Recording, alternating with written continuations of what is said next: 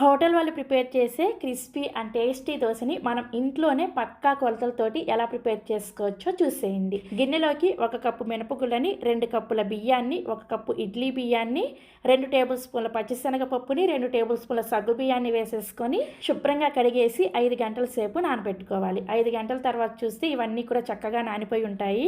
ఇప్పుడు వీటిని గ్రైండర్లో కానీ మిక్సీ జార్లో కానీ వేసుకొని తగినన్ని నీళ్ళని కొద్దిగా వేసుకుంటూ పిండిని కొంచెం బరకగా రవ్వలాగా ఉండే విధంగా గ్రైండ్ చేసుకోవాలి. ఇలా గ్రైండ్ చేసుకున్న పిండిని ఒక గిన్నెలోకి వేసుకొని మూత పెట్టేసి రూమ్ టెంపరేచర్లోనే పిండిని ఒక 8 గంటల సేపు పులియబెట్టుకోండి.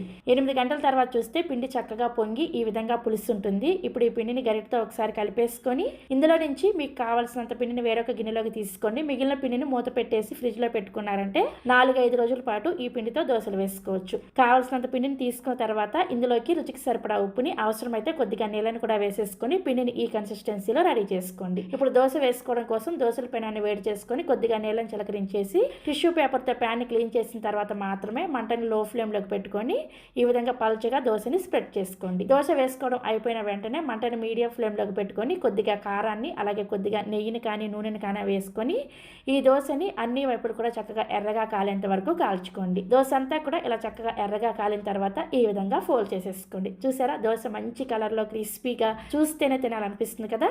తప్పకుండా మీరు కూడా ఈ కొలతలతోటి దోశను వేసుకోండి. మీ ఇంట్లో వాళ్ళందరూ కూడా చక్కగా ఎంజాయ్ చేస్తారు.